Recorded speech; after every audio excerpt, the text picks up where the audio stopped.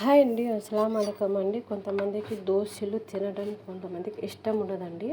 నేను ఇప్పుడు మీకు ఒక వెరైటీ దోశలు చూపిస్తున్నానండి. ఏ విధంగా పిల్లలు కూడా చాలా ఇష్టపడతారు. కారం తినే పిల్లలండి. కారం తినలేని పిల్లల వాళ్ళకి కారంని వేయబాకండి.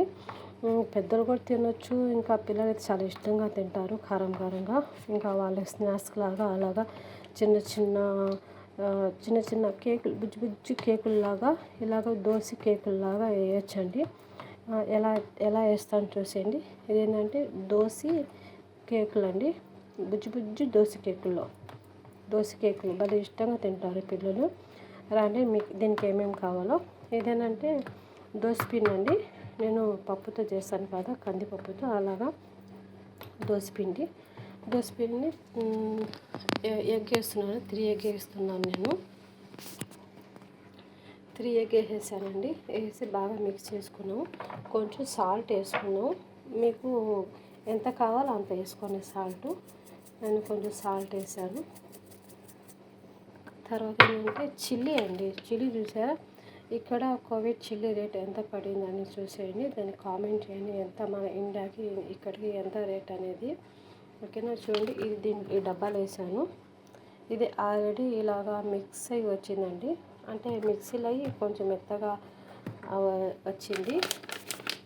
చూసారు కదా? ఎంత రేటో కొంచెం కామెంట్ పెట్టండి. ఇక్కడిది మనకి ఇందాక ఎంత పడిందో. తర్వాత ఇది వేస్తున్నాను కొంచెం చిల్లీ. నాకు కొంచెం కారం కావాలి కాబట్టి నేను కారం ఎక్కువ వేసుకుంటున్నాను. మీకు వద్దంటే మీరు అవాయిడ్ చేసేయండి కారాన్ని. పిల్లలు తింటారో తినరో దాన్ని బట్టి వేసుకొని మీరు కారం అనేది. ఇంకా పెద్దలకి ఎంత కారం కావాలనేది. నాకైతే కారం కావాలండి. అందువల్ల ఇదేంటంటే పచ్చడి కోసం తెచ్చుకున్నాను. ఇంకా దోశల్లోకి అలా కావాలి కాబట్టి కొంచెం స్నాక్స్ కూడా తినేస్తాను అవి. తర్వాత ఏంటంటే బేకింగ్ సోడా అండి. బేకింగ్ పౌడర్ మేము సోడా వేస్తాం కదా, సోడా లేకుండా బేకింగ్ పౌడర్ వేస్తాం ఇక్కడ.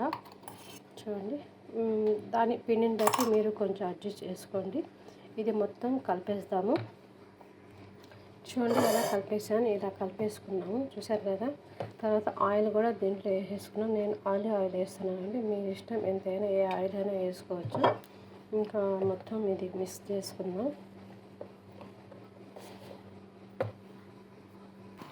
ఇది చిన్న కేకులది అండి. దీనిపైన మనం వేసేసాం. బుజ్జి కేకులుగా వేసేద్దాము. చూసారు కదా? ఇలా వేసేసానండి. ఆల్రెడీ నేను ఆయిల్ వేస్తున్నాను కాబట్టి ఆయిల్ దీనికి అప్లై ఏం చేయలేదు. జస్ట్ కొంచెం టిష్యూ పేపర్తో అలా క్లీన్ చేసేసాను ఆయిల్తో. చూడండి ఎలా ఉందో. ఎలా ఉంది? ఎగ్ కారం కేక్స్ అండి ఇవి. ఎలా ఉన్నాయో కామెంట్ పెట్టేయండి. లైక్ చేసుకొని సపోర్ట్ చేసుకొని ఛానల్ని లాస్ట్ దాకా చూసేయండి. ఇంకా ఏమేమి వేస్తానో నేను ఎలా తింటాను అనేది. ఓకేనా?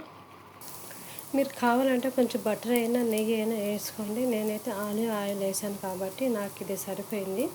మీకు కొంచెం కావాలంటే బటర్ అయినా నెయ్యి వేస్తే ఇంకా సూపర్ ఉంటుంది.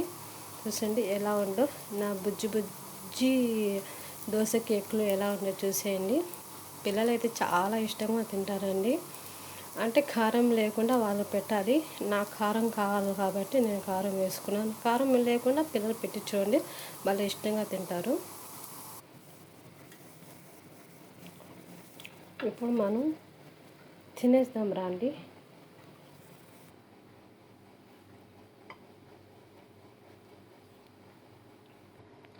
ఫైనల్లీ రెడీ అయిపోయింది. ఇప్పుడు దీనిపైకి పచ్చడి పోతుంది. ఇప్పుడు దీనిపైన పచ్చడి వేస్తే మళ్ళీ నా బొజ్జులోకి నా కడుపులోకి పోద్ది. ఎలా ఉందో టేస్ట్ చూసి చెప్పేయండి. ఓకేనా? రండి తినేద్దాము. మీరు కూడా కొంచెం టేస్ట్ చేయండి. ఎలా ఉందో చెప్పండి. ఓకేనా? కారం బ్యాంక్ కేక్ అండి ఇవి. బ్యాంక్ కేక్ అంటారు కారం ఇవి.